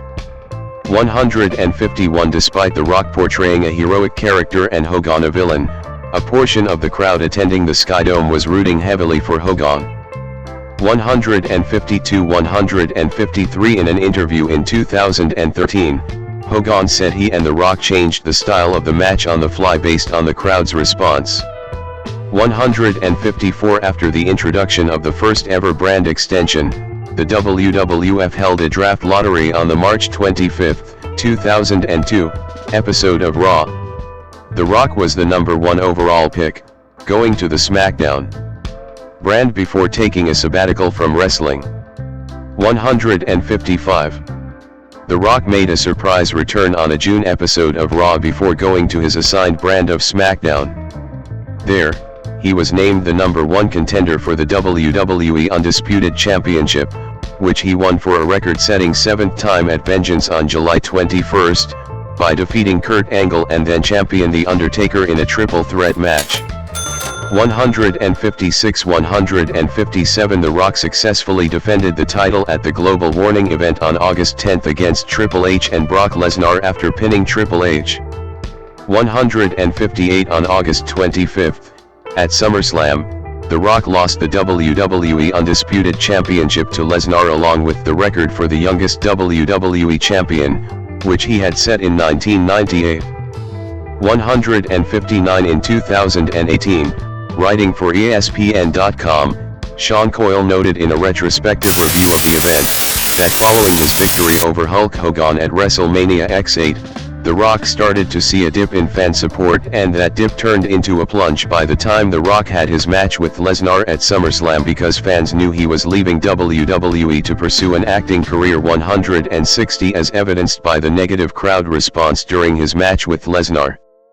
161 After SummerSlam ended, The Rock was visibly angry at the crowd reaction. When he tried to do a post-show speech for the crowd, the fans booed him. He eventually cut a short promo, declaring that Sing Along with The Rock is over. 162. The Rock then took time off to kickstart his acting career. 163. Hollywood Rock, 2003. The Rock defeated Stone Cold Steve Austin, left, in Austin's final match at WrestleMania 19 in March 2003. The Rock returned on the January 30, 2003, episode of SmackDown, to set up another match with Hulk Hogan at No Way Out on February 23. 164 Because of negative fan reaction during previous matches as a result of his budding acting career, The Rock turned heel. He also started a new persona that has been called Hollywood Rock, with a new look and a shaved head. 165-166 The Rock defeated Hogan at No Way Out before moving to the Raw brand. 167 There, he had various small feuds, including one with the Hurricane. 168 He also began performing rock concerts, segments in which he played the guitar and mocked WWE performers and fans in song. 169 After failing to win a #1 contendership for the World Heavyweight Championship, The Rock went into another program with Stone Cold Steve Austin. This led to a match at WrestleMania 19 on March 30, which called back to their previous 2 WrestleMania encounters, both of which Austin had won. 170 The Rock won after delivering 3 consecutive rock bottoms, ending their long-running rivalry in what turned out to be Austin's final match, until WrestleMania 38. 171 The next night, Raw was billed as the Rock Appreciation Night, in honor of his victory over Austin. That night, he was attacked by a debuting Goldberg. 172 At Backlash on April 27, Goldberg defeated The Rock, who then briefly left WWE to film Walking Tall. 173 Final Feuds and Departure, 2003 to 2004. On the June 2 episode of Raw, The Rock joined the highlight reel and attacked Christian and Chris Jericho with Booker T, turning face once again. 174 He would later return on the December 8 episode of Raw to help Mick Foley against La Resistance. In 2004, The Rock aided Mick Foley in his feud against Evolution 2-175, leading to a reunion of The Rock and Sock Connection. They lost against Ric Flair, Randy Orton, and Batista in a handicap match at WrestleMania XX on March 14, 2004, when Orton pinned Foley after an RKO. 176. This was Johnson's final wrestling match until November 2011. The Rock appeared in WWE sporadically following WrestleMania XX. He made returns to provide support for Eugene against Jonathan Coachman and made a cameo in his hometown of Miami, where he confronted Randy Orton. On the August 23 episode of Raw, he hosted a pie-eating contest, as part of the WWE Diva Search, and ended the segment by giving Coachman a people's elbow. The Rock's contract with WWE then ended and he started his full-time acting career. 177. Non-wrestling appearances, 2007 to 2009. On March 12, 2007, The Rock appeared on a WWE show after nearly 3 years, via a pre-taped promo shown during Raw. He correctly predicted that Bobby Lashley would defeat Umaga at WrestleMania 23 in Donald Trump's and Vince McMahon's Battle of the Billionaires hair versus hair match. 178. On March 29, 2008, Johnson inducted his father Rocky Johnson and grandfather Peter Maivia into the WWE Hall of Fame. 179. His next appearance was through a pre-taped promo on October 2, 2009, during the Decade of SmackDown. 180. Independent Circuit, 2009. On September 30, 2009, The Rock appeared at a World Extreme Wrestling, WXW, show to support the professional wrestling debut of Sarona Snuka, the daughter of his longtime friend and mentor Jimmy Snuka. 181. Return to WWE. Feud with John Cena, 2011 to 2013. The Rock in the ring as WrestleMania XXVII host, April 2011. On February 14, 2011, The Rock was announced as the host of WrestleMania XXVII on April 3, 2011, appearing live on Raw. During a lengthy promo, he addressed the fans and started a feud with John Cena. 182-183. After numerous appearances via satellite, The Rock appeared live on the Raw before WrestleMania XXVII to confront Cena. After he and Cena exchanged insults, The Miz and Alex Riley appeared and attacked The Rock. He fended off Miz and Riley, only for Cena to blindside him with an attitude adjustment. 184. The Rock and John Cena left on Raw, agreeing to a match at WrestleMania XXVII 1 year in advance. On April 3, at WrestleMania XXVII, The Rock opened the show by cutting a promo.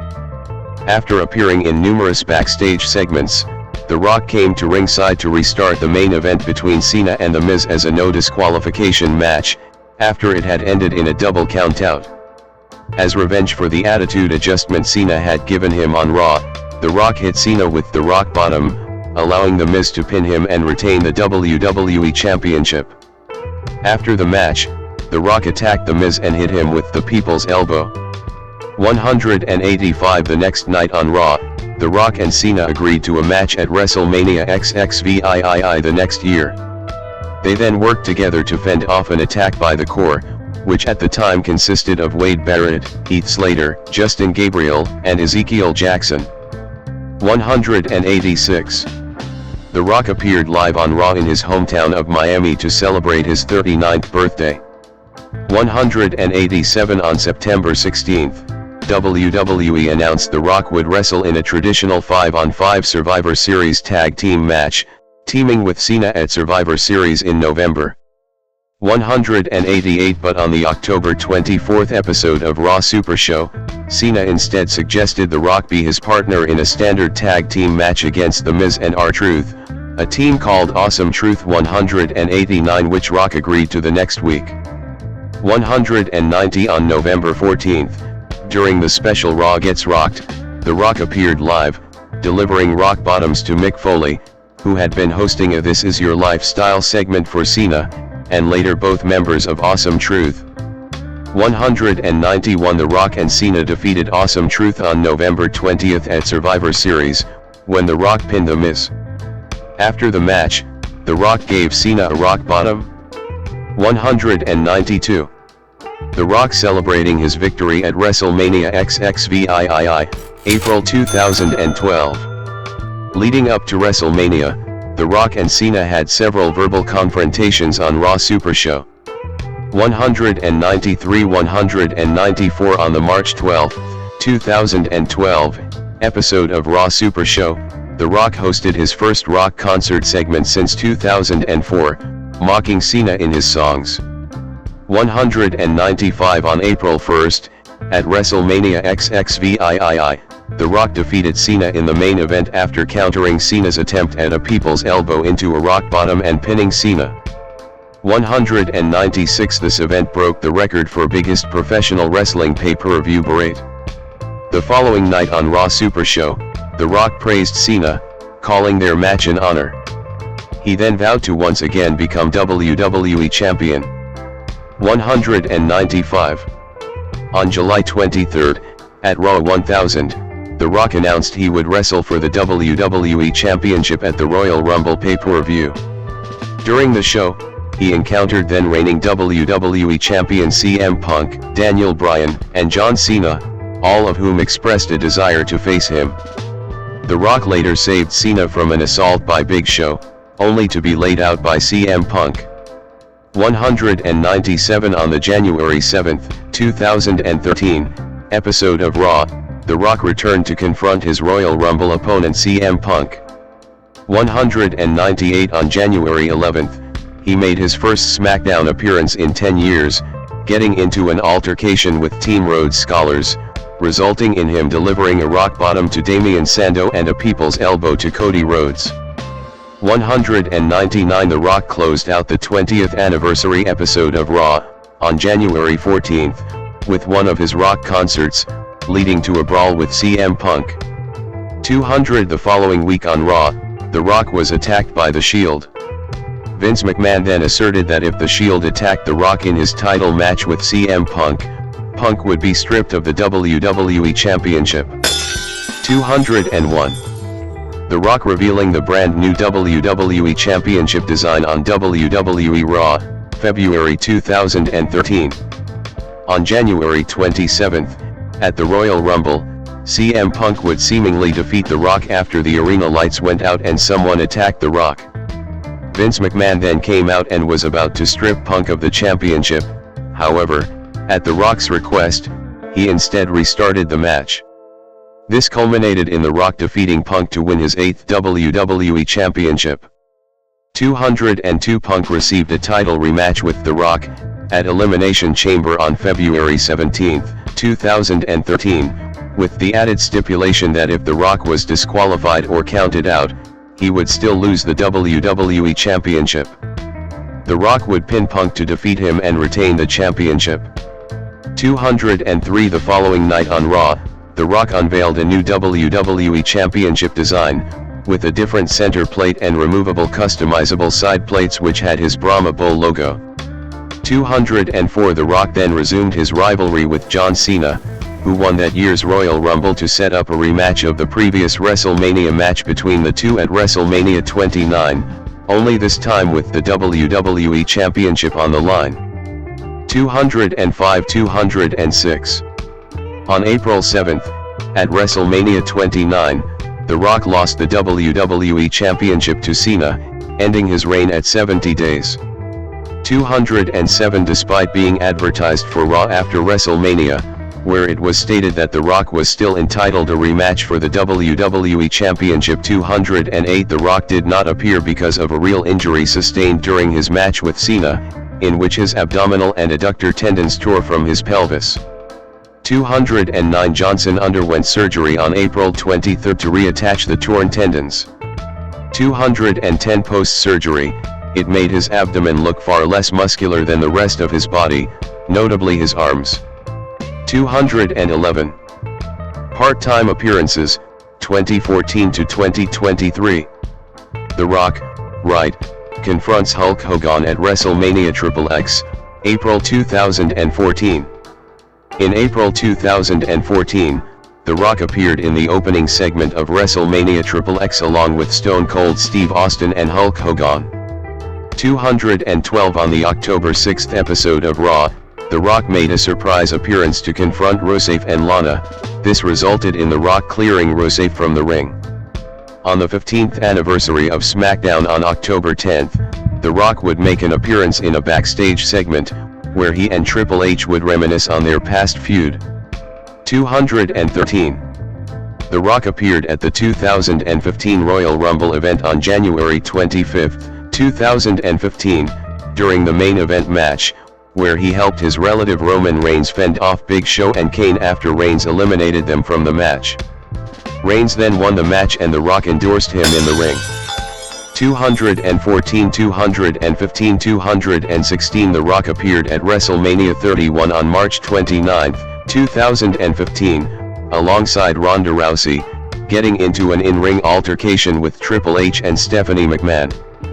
Rock and Rousey prevailed after he attacked Triple H and she overpowered McMahon.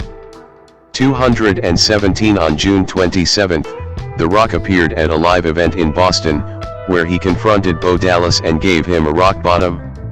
218. The Wyatt family confronting The Rock at WrestleMania 32, April 2016.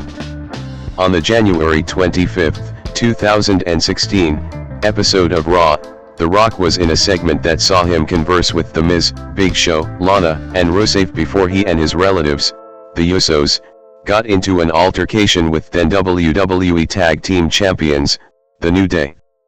219 The Rock appeared at WrestleMania 32 on April 3, 2016, where he announced that WWE had broken the all-time WrestleMania attendance record before being interrupted by the Wyatt family. The Rock got into a verbal back and forth with Bray Wyatt before having an impromptu match with Wyatt family member Eric Rowan. The Rock won after giving Rowan a rock bottom and pinning him in 6 seconds, which set the record for the fastest win in WrestleMania history. The Rock was then aided by a returning John Cena to fend off Wyatt, Rowan, and Braun Strowman. 220. On the February 20, 2017, episode of Raw, The Rock made an untelevised appearance after the broadcast had gone off the air, where he promoted and filmed a scene for his then upcoming film Fighting with My Family. 221 On August 3, 2019, The Rock officially announced his retirement from professional wrestling. 222 On September 30, 2019, after weeks of speculation, The Rock announced that he would appear on SmackDown's 20th anniversary on October 4, 2019, marking his first appearance on SmackDown since October 2014 and his first televised appearance since April 2016. 223 At the event, he cut a promo with Becky Lynch before they were interrupted by King Corbin. After attacking Corbin, The Rock and Lynch celebrated in the ring. 224. On September 15, 2023, The Rock made a surprise return to SmackDown, in a segment with Pat McAfee and Austin Theory, who Rock took out within the segment. This marked his first televised appearance in WWE since October 4, 2019. 225. The Final Boss, 2024, present. See also, The Bloodline. The Rock and Roman Reigns face-to-face with Cody Rhodes and Seth freakin' Rollins at WrestleMania XL, April 2024. It was teased that a former WWE champion would be appearing on the Day 1 edition of Raw on January 1, 2024. The unidentified champion was at first revealed to be Jinder Mahal, who insulted the crowd before being interrupted by The Rock in his first live appearance on Raw since 2016. 226 The two brawled and The Rock emerged victorious, after which he asked the crowd if he should sit at the head of the table in a direct reference to undisputed WWE Universal Champion Roman Reigns, his relative whose nickname is the head of the table. 227 228 The Rock also appeared on the February 2 episode of SmackDown, where he confronted Reigns after Royal Rumble winner Cody Rhodes decided against choosing Reigns as his WrestleMania 40 opponent to allow The Rock to face Reigns. 229 This was met by intense backlash from fans who wanted Rhodes to face Reigns. The WrestleMania XL media event on February 8 thus saw The Rock align himself with Reigns, chastise Rhodes for reversing his decision not to choose Reigns as his WrestleMania opponent, and slap Rhodes for speaking out against the Anoa'i family, of which The Rock and Reigns are both members. 231 As WWE's chief creative officer Triple H was being interviewed backstage over what had just transpired, The Rock and Reigns walked by and told him to fix it or they would, though Triple H would later appear on SmackDown to stand by Rhodes' decision. 231. The Rock with the People's Championship at the 2024 WWE Hall of Fame induction ceremony in April 2024. On the February 16 episode of SmackDown, The Rock officially joined Reigns' faction The Bloodline. He also debuted a new persona that incorporated facets of his arrogant Hollywood Rock incarnation from 2003, such as insulting the audience, wearing gaudy expensive clothes, and entering the arena to a new entrance theme that began with his heroic character's music before transitioning into his Hollywood rock music. 232 He then appeared on the March 1 episode of SmackDown, where he gave his new character the nickname of the Final Boss and issued a challenge to Rhodes and Seth freakin' Rollins. If they beat him and Reigns in a tag team match at WrestleMania Night 1, Rhodes' championship match against Reigns on Night 2 would be free of interference from the Bloodline, but if Rhodes and Rollins lost, the championship match would be contested under Bloodline rules. Rhodes and Rollins accepted the challenge the following week. On the March 25 episode of Raw, The Rock attacked Rhodes backstage, leaving him beaten and bloody in the parking lot. 233 During the 2024 WWE Hall of Fame, The Rock received a People's Championship from Muhammad Ali's wife Lani, which he would begin carrying over his shoulder whenever he appeared on screen. 234 In the Night 1 main event of WrestleMania XL, The Rock and Reigns defeated Rhodes and Rollins. 235 During the Night 2 main event between Reigns and Rhodes, multiple people interfered on behalf of both men. The Rock appeared and hit John Cena with the rock bottom after the two stared each other down, but The Undertaker then appeared and chokeslammed The Rock. Rhodes went on to defeat Reigns for the undisputed WWE Championship. 236 The following night on Raw, The Rock interrupted Rhodes' celebration to congratulate him and reveal that he would be leaving for a while, but would be coming after Rhodes when he returns. This allowed Johnson time off to film the biopic The Smashing Machine. 237 238 During his hiatus, Solo Sikoa became the new leader of the Bloodline, starting the Bloodline Civil War. 239 240 6 months later, in the main event of Bad Blood on October 5, Rhodes and Reigns teamed up to face members of the Bloodline, Solo Sikoa and Jacob Fatu, from which Reigns had been ousted, defeating Sikoa and Fatu with the help of a returning Jimmy Uso. Following the match, The Rock returned and stood at the top of the entrance ramp, where he silently counted to 3 and made a throat-slashing gesture to Reigns, Rhodes, and Uso before leaving. 241 The Rock returned on the Raw premiere on Netflix on January 6, 2025, thanking Rhodes for all his work as the face of the company and hugging him. Later that night, The Rock embraced Reigns after the latter defeated Sikoa to reclaim his Ula Fala and Tribal Chief title. 242 The next night at New Year's Evil, The Rock made his first appearance on the NXT brand. 243 244 He sought advice from his daughter, NXT General Manager Ava, and spoke to Ethan Page. In a promo that closed out the television special, he addressed criticism towards his actions the night before on Raw. 245 246 On the February 21 episode of SmackDown, The Rock made an appearance to announce that WrestleMania 42 would take place in New Orleans, Louisiana, where SmackDown was being taped. The Rock also called out Cody Rhodes, where he offered to elevate Rhodes as a star in exchange for Rhodes' loyalty and cryptically stated that he wanted Rhodes' soul. 247 On March 1st at Elimination Chamber, Toronto, Rhodes refused The Rock's offer, who responded by signaling Elimination Chamber match winner John Cena to attack Rhodes, leaving him beaten and bloodied in the assault. 248. Mainstream crossover. The Rock in a 2001 Vanity Fair photo shoot. The Rock appeared on Wyclef Jean's 2000 single It Doesn't Matter and in its music video. 249 250 He also recorded Pie with Slick Rick for WWF The Music, Volume 5. 251 In 1999, Johnson appeared on That 70s Show as his father Rocky Johnson. The next year, he was on Star Trek, Voyager as an alien wrestler who used The Rock's moves. 252 In 2000, he hosted Saturday Night Live, SNL, for the first time. 253 Fellow wrestlers Triple H, Big Show, and Mick Foley also appeared on the show. 254 Johnson has said the success of that episode is the reason he began receiving offers from Hollywood studios.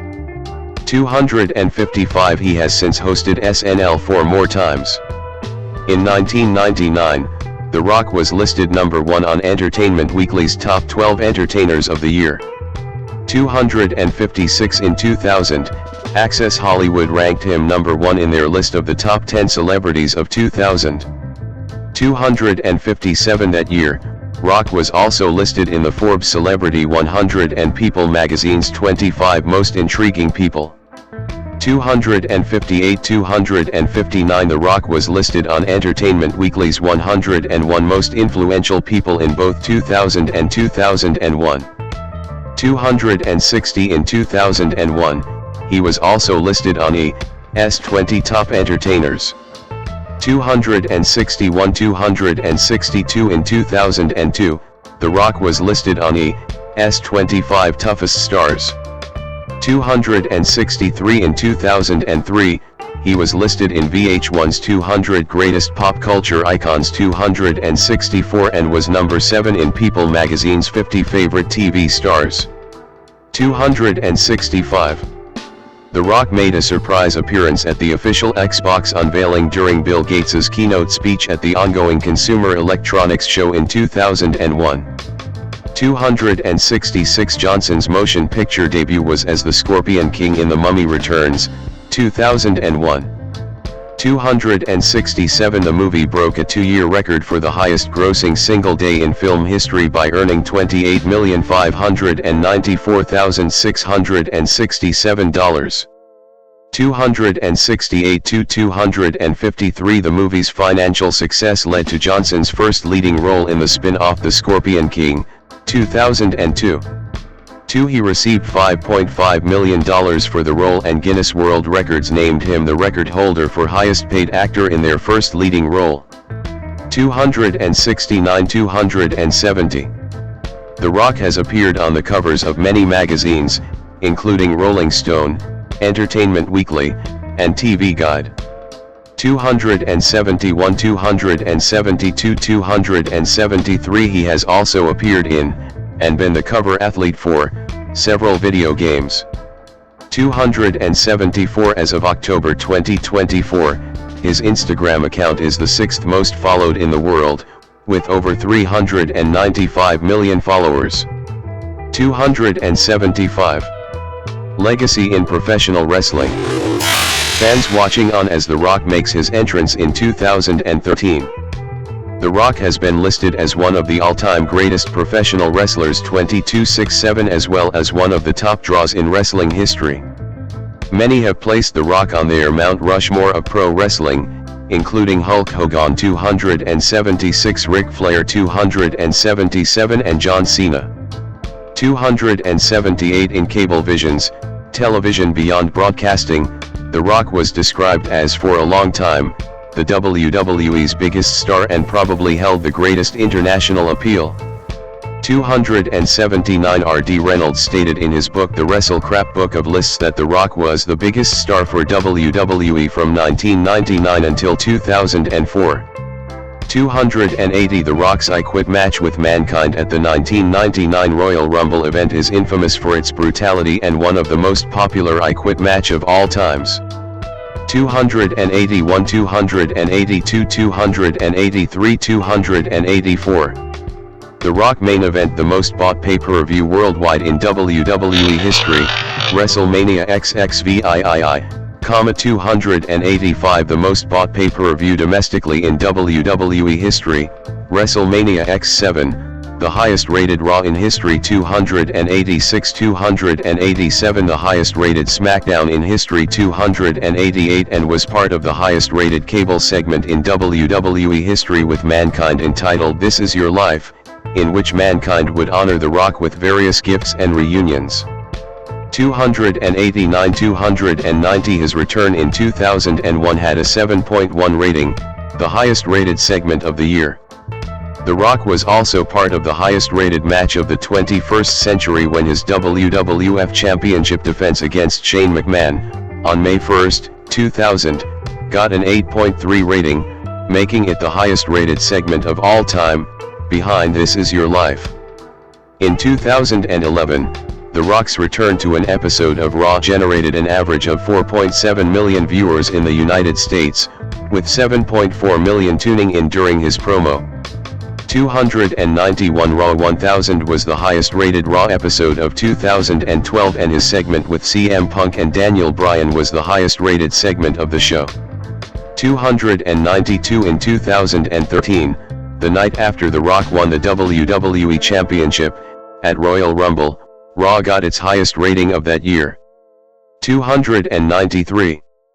Derived from one of his catchphrases Lay the Smackdown, WWE introduced in 1999 its second flagship program, WWE SmackDown, which became television's second longest running weekly episodic program in history. 294 The term SmackDown was included in Merriam-Webster dictionaries in 2007. 295 296 He is also known for popularizing the term jabroni, derived from jabber, although it was originally introduced by the Iron Sheik.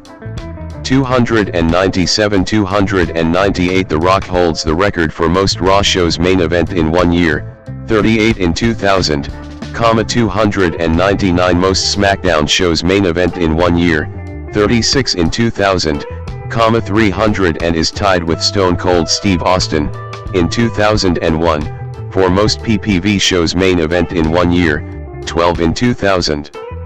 301 302 The Rock is also one of 2 wrestlers, the other being The Undertaker, to main event WrestleMania in 4 different decades, 1990s, 15, 1999, 2000s, WrestleMania 2000, 2000, X7, 2001, 2010s, XXVIII, 2012, 29, 2013, 2020s, XL, 2024. At the 2021 Survivor Series, WWE held a 25-man battle royal to celebrate the 25th anniversary of The Rock's WWE debut. The match was won by Omos. 303. Acting career. See also, Dwayne Johnson filmography. Johnson in April 2009. Johnson entered Hollywood and had early success due to his wrestling popularity and noted work ethic.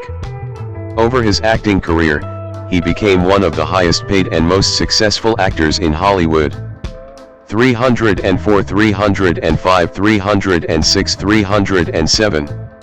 Career beginnings, 1999 to 2010. He began his acting career on television while wrestling. In his first television acting job, in 1999, he portrayed his father Rocky Johnson in an episode of that 70s show called That Wrestling Show. Nearly a year later, he appeared in the Star Trek Voyager episode Tsunkatsu as an alien wrestler who fought against 7 of 9. While Johnson was away from WWE, the company continued to sell The Rock merchandise, and he continued to be featured prominently in the opening montages of their television shows. 39. Johnson made his theatrical debut in The Mummy Returns, 2001, playing the antagonist Matthews the Scorpion King. He reprised this role in the spin-off film The Scorpion King, 2002, where he starred as the titular character. Johnson was paid $5.5 million for his leading role, putting him in the Guinness World Records for the highest salary for a first-time leading man. 308 The film was a commercial success, and despite mixed reception, Johnson's acting was praised. 309 Film critic Roger Ebert wrote, "I expect him to become a durable action star." 310 In the following years, he worked in action films The Rundown, 2003, and Walking Tall, 2004, but these films failed to gain success. He had a supporting role in the comedy Be Cool, 2005, as a homosexual bodyguard hoping to become an actor. 311 and was the primary antagonist in the horror film Doom, 2005. He also worked in the sports drama Gridiron Gang, 2006, comedy Reno 9/11, Miami, 2007, and thriller Southland Tales, 2006. He had further success by playing an arrogant famous American football player in the sports family comedy The Game Plan, 2007, Agent 23 in spy action comedy Get Smart, 2008, a cab driver in the science fiction film Race to Witch Mountain, 2009, the title character in the fantasy comedy Tooth Fairy, 2010, and a police officer in buddy cop comedy The Other Guys, 2010. Johnson returned to action genre in the unsuccessful Faster, 2010. Johnson made his voice acting debut in the 2006 video game Spy Hunter, Nowhere to Run, originally intended as a tie-in for an unproduced film. 312 He also voiced NASA astronaut Chuck in the 2009 animated sci-fi comedy Planet 51. 313 He presented the Academy Award for Best Visual Effects at the 80th Academy Awards. 314 Commercial success, 2011 to 2020. Johnson's first big box office success came in 2011, portraying Luke Hobbs in Fast 5, 2011. The film became the 7th highest grossing film of 2011. Following this, all of Johnson's projects in the 2010s decade